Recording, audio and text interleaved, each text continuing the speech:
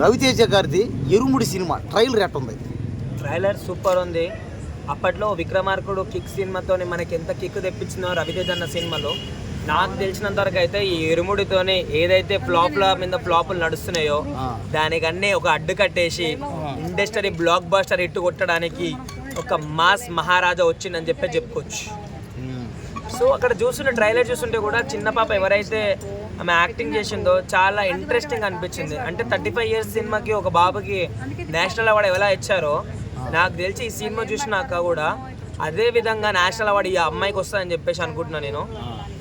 అలా తల్లిదండ్రులు ముందు గర్వంగా ఫీల్ కావాలి అట్లాంటి కూతుర్ని కన్నందుకు. ఏమైనా యాక్టింగ్ నిజంగా చెప్తున్నా, ఆ పాప క్యారెక్టర్ ఇంక ఎవరు చేసినా సరే అస్సలు బాగోపోతుండే. కానీ ఆ పాపనే చేసింది చూసినావా, సినిమాకి అది నెక్స్ట్ లెవెల్ బూస్టప్ అని చెప్పేసి చెప్పుకోవచ్చు. కొన్ని డైలాగ్స్ కూడా ఆడోళ్ళ గురించి చాలా బాగున్నాయి. ఆడోళ్ళు ప్రతి ఒక్కరు చూడాలి. ఓకే, వెనకాల ఒకడు ఉన్నాడు చేతేస్తే పేగులు తీసేస్తాడు అనే భయం లేకపోతే మన కూతుర్లను మనం కాపాడుకోలేం గురుసామని చెప్పేసి అని అంటాడు. ఇంకో డైలాగ్ ఏంటనంటే, నాకు బలహీనత ఉంది, ఏ ఆడ కూతురైనా నా కూతురులా అనుకోవడం అరుదైన బలహీనత అని అంటాడు.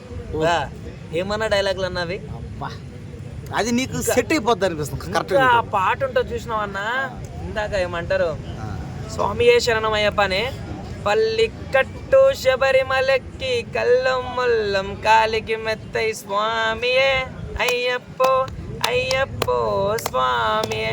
మండల దీక్ష ముగిసింది, మాలకు అర్థం తెలిసింది, శబరి కొండ పిలిచింది, 10 మందికి విలువ తెలిసింది, ఇరుముడి కట్టు ఎక్కు శబరిమల ఎక్కు.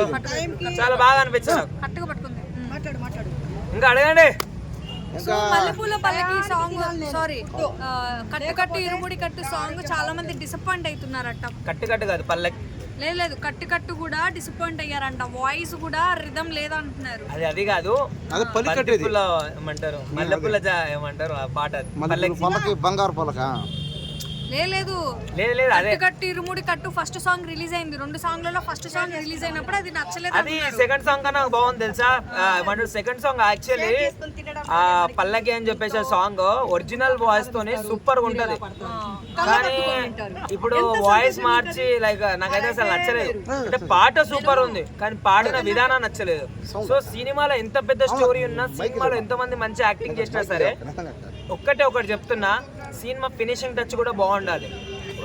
ఏమంటారు, ఈ పాటకి పడి పూజలో కన్యాసాముల నుంచి ఏమంటారు గురుసాముల వరకు లేచి విడిగా డాన్స్ చేస్తారు. అట్లాంటి సాంగ్ బాగాలేకపోతే మేబీ సినిమాకి ఎఫెక్ట్ కావచ్చు నాకు తెలిసినంత వరకు అయితే. సో ఈ మూవీ టీం కొంచెం మైండ్లో పెట్టుకొని మళ్ళీ ఒరిజినల్ వాయిస్ తెప్పిస్తే బాగుంటుంది. జీవి ప్రకాష్ గారు అర్థమవుతుందా?